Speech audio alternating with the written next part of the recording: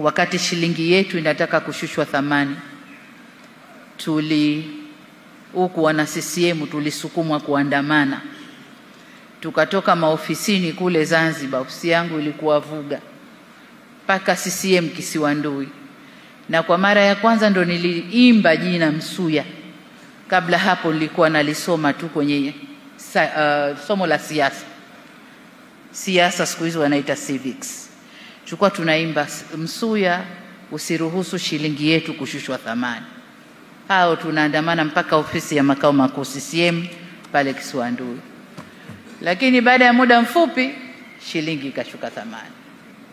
Na wakati ule shilingi yetu ilikuwa shilingi dola moja ya Marekani ni shilingi 5 ya Tanzania.